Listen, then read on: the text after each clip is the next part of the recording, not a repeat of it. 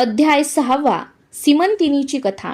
सूत म्हणाले, सज्जन हो, पूर्वी आर्यावर्तातील चित्रवर्मा राजाला सीमंतिनी नावाची एकुलती एक कन्या होती।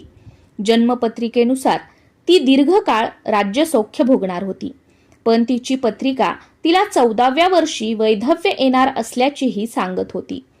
तो दुस्तर योग टाळण्यासाठी राजा शिवभक्ती करू लागला, तर भावी दुर्दैव निरसावे म्हणून याज्ञवल्क्यांची पत्नी मैत्रेयी हिच्या सांगण्यावरून सीमंतिनी मोठ्या श्रद्धेने सोमवारचे शिवव्रत करू लागली।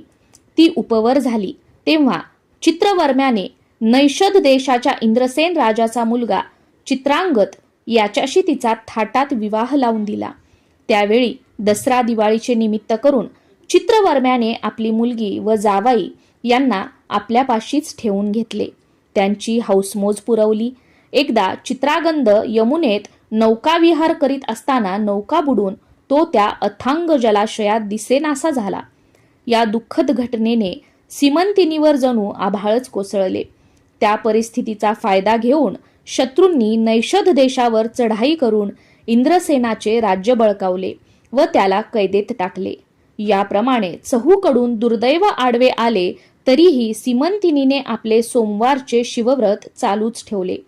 इकडे चित्रागंध नदीत बुडाला तेव्हा तेथे क्रीडा करण्यास आलेल्या नागकन्यांनी त्याला पाताळात नेले।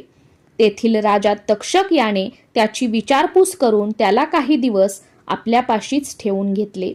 पुढे 3 वर्षांनी चित्रांगदाने परत जाण्याचा विषय काढताच तक्षकाने त्याला 12 सहस्त्र नागांचे बळ, अमूल्य भेटी व तू स्मरण करताच तुझ्या भेटीस येईन असे वचन देऊन यमुना तीरी आणून सोडले। त्यावेळी सीमंतिनी ही स्नानासाठी आली होती। तिने त्याला पाहिले पण ओळखले नाही।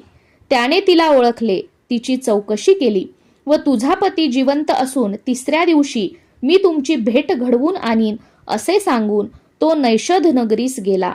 तेथे शत्रूंना शरण आणून त्याने आपले राज्य परत मिळवले आणि आपल्या माता पित्यांसह सीमंतिनीस भेटला। त्यावेळी चित्रवर्म्याने आपल्या नगरीत मोठा उत्सव केला। चित्रांगदाने आपल्या नगरात अनेक वर्ष राज्य केले। सीमंतिनीच्या शिवव्रताच्या प्रभावाने त्यांचे सर्वतोपरी कल्याण झाले। अध्याय 6 समाप्त।